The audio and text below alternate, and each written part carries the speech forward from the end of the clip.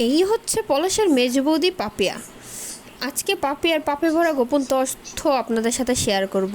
এই পাপিয়া সেন সাহা পলাশ মারা যাওয়ার পর থেকে বিভিন্ন রকমের বউ শাশুড়িকে নিয়ে বিস্ফোরক তথ্য দিয়ে যাচ্ছে। তো এখন উঠে এসেছে এক চাঞ্চল্যকর তথ্য। এখন হচ্ছে সে পলাশের মা, পলাশের বউ, ইভেন পলাশকেও খারাপ বলছে। কারণ হচ্ছে সে ফেঁসে গেছে, কারণ এখন যে তার এই খারাপ শাশুড়ি এখন তার ঘাড়ে এসে পড়বে। পলাশ হচ্ছে সবচেয়ে বেশি ভালোবাসতো তার মাকে, আজকে সেই তার দুনিয়া ছেড়ে চলে গেছে। তাই আজকে আস্তে আস্তে আস্তে আস্তে পাপিয়া সেনের মুখোশ খুলে উঠছে। এই পাপিয়া সেন সাহা হচ্ছে পলাশের মেজ বৌদি। সে বিয়ের পর থেকেই আলাদা থাকে।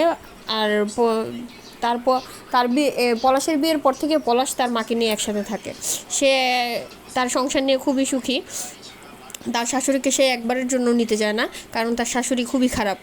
সে নিজেই বলেছে যে তার শাশুড়ি আর তার যা মানে হচ্ছে সুস্মিতা সাহা দুজনই নাকি ডাইনি, কারণ পলাশ সাহাকে তারা নাকি দুজন গিলে খেয়েছে। সে আরও উল্লেখ করেছিল যে পলাশ সাহাও নাকি একজন সবচেয়ে বড় নাট্যকার, কারণ সে মরে গিয়েও তার মা বউকে ফাঁসিয়ে রেখে গেছে, যে এখন সবাই তাদের নিয়ে হাসাহাসি করছে। তো সে এটাই বলেছে যে তুমি কেন এরকম করলে, তোমাকে তো আমি বলেছিলাম যে আমার কথা শুনতে, আমার কথা তো তুমি শুনলে না। মানে এটাই হচ্ছে বড় কথা, যে পলাশ সাহাকে পাপিয়া সেন সাহা কী এমন বলেছিল যে তার কথা না শোনার জন্য আজকে তার পলাশ সাহাকে দুনিয়া ছেড়ে চলে যেতে হলো। এই পাপিয়া সেন সাহা খুবই স্বার্থপর একটা মহিলা। পলাশ সাহার মৃত্যুর পর থেকে বিভিন্ন রকম বিস্ফোরক তথ্য দিয়েই যাচ্ছে। তার জন্য আজকে তার কথা না শোনার জন্যই নাকি আজকে পলাশের মৃত্যু হলো। সে বিভিন্ন রকম সে নাকি পাড়া প্রতিবেশী থেকে শোনা গেছে যে সে নাকি সবসময় পলাশের বাড়ির খবর নিতেই থাকতো, কারণ হচ্ছে সে কখনো চাইতো না যে পলাশের বাসায় কখনো শান্তি থাকুক, কারণ পলাশের বউ মাকে সে বিভিন্ন রকমভাবে সে খবর নিয়ে যেত। আর যদি ঝগড়া না থাকতো, সে পলাশের মাকেও বিভিন্ন রকমের উস্কানিমূলক কথা বলে সুষমার সাথে ঝগড়া লাগিয়েই রাখতো। ঝগড়া যখন তুমুল তুঙ্গে, তখন এর মুহূর্তে এই পলাশ সাহার বাসায় এসেছিলো এই পাপিয়া সেন সাহা।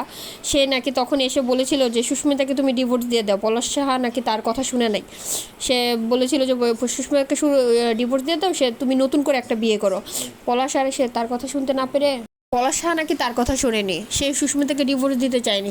সে চেয়েছিল মা বউ দুজনকে একসাথে নিয়ে ভালো থাকতে, কিন্তু কই, তার আর ভালো থাকা কই হলো। মার মার কানে বিভিন্ন রকমের খারাপ কথা পাপিয়া সেন তুলতেই থাকলো। তাদের ঝগড়া আরও তুমুলে চলে গেল। ঝগড়া তুমুলে যাওয়ায় তাদের দুজনের মধ্যে ঝগড়া বাড়তেই থাকলো। এই ঝগড়া পলাশ সাহা আর নিতে পারছিল না। এই মুহূর্তে পাপিয়া সেন তাকে অনেক বুঝিয়েছিল নাকি যে তুমি সুস্মিতাকে ডিভোর্স দাও, কিন্তু পলাশ সাহা তো নাছরবান্দা, সেও সুস্মিতাকে ডিভোর্স দেয়নি।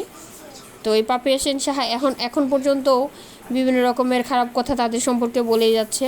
সে মা বউ দুজনকেই দোষী করছে, ইভেন পলাশকে তো সবচেয়ে বড় দোষী সাব্যস্ত করছে, যে সে নাকি তার মা তার বউ দুজনকেই নাকি মেরে সে মরেছে।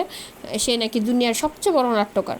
কিন্তু পাপিয়া সেন সাহা এত স্বার্থপরতা কীভাবে করছে? কারণ হচ্ছে যে এখন সে ভয় পাচ্ছে তার শাশুড়ি তার ঘাড়ে এসে পড়বে।